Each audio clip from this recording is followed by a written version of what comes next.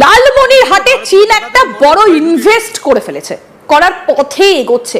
অনেক রকম ভাবনা চিন্তা, 3 বছরে কি হবে, 6 বছরে কি হবে, 10 বছরে কি হবে, তার সঙ্গে কারা কারা রয়েছে সেই সমস্ত কিছু আপনাদেরকে আমরা দেখিয়েছি। কিন্তু এবার এটা চীনের পক্ষে কত বড় ভুল, আমরা এবার সেইটা একটু দেখাবো আপনাদেরকে, খুব সুন্দরভাবে সেই জায়গাটা দেখাবো।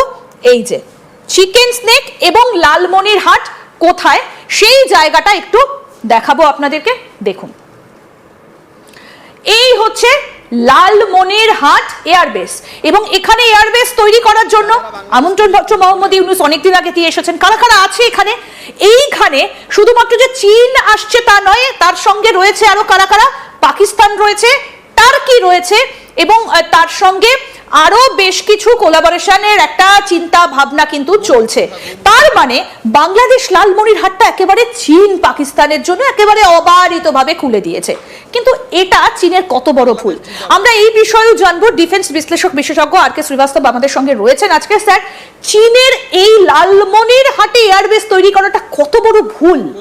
দেখুন, এই সেন্ট্রাল সেক্টর চায়না আফটার বাংলাদেশের পর চায়না আমাদের থেকে সেকেন্ড লার্জেস্ট বর্ডার আমাদের থেকে শেয়ার করে। ওটা আমি বর্ডার কথাটা আমি বলবো না, কেন যে আমাদের মাটি, আমাদের যেটা মুকুট, ভারত মাতার মুকুট যেটা আমরা ইস্টার্ন লাদাখ বলি, ওটা এখনো ওদের কাছে আছে। আর ওর মধ্যে কনফিউশন এখন দেখুন, 7 তারিখে 7 মের পর আমি স্যালুট করবে আমাদের পলিটিক্যাল লিডার, আমাদের প্রাইম মিনিস্টারকে, কি উনি সব ধোঁয়াশাটা শেষ করে দিলেন।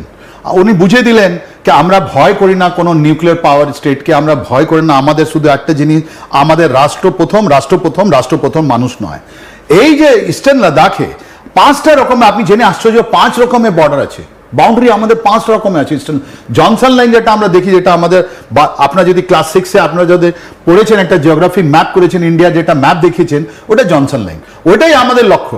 কিন্তু ওর পর আমাদের কাছে 4টা আরো লাইন দিয়েছে আমাদেরকে, যে এটা লাইন অফ অ্যাকচুয়াল কন্ট্রোল, এটা 1959, এটা 62, এটা ম্যাকার্থার, কত লাইন দিয়েছেন।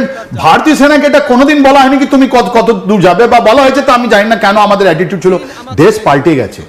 ওখানে ইস্টার্ন লাদাখে আমরা বাংলা চায়নাকে ছাড়ছি না।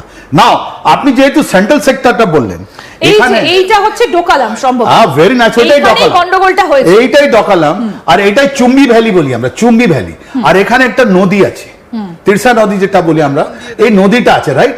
এইদিকে আছে সিকিম, আর এইদিকে আছে আর ভুটান, এটা আমাদের, রাইট? আর এইটা আপনি চিকেন, এইটা কি হচ্ছে, একটা এটা কি বলি আমরা, নাইফ, চাকু বোতলে এখানে একটা ঘুরে যাচ্ছে। আপনি বলুন মা, আপনি যদি আমাদের আর্মি কমান্ডার থাকেন, আপনি থাকবেন, আমি জানি যুদ্ধে আপনি আমাদের সঙ্গে থাকবেন, তাহলে আপনি বলুন, যদি চীনের সেনা পিএলএ এখানে আসে, তাহলে এখান থেকে আসতে গেলে ওকে তো আগে ভুটান থেকে লড়তে হবে, নাহলে ওরা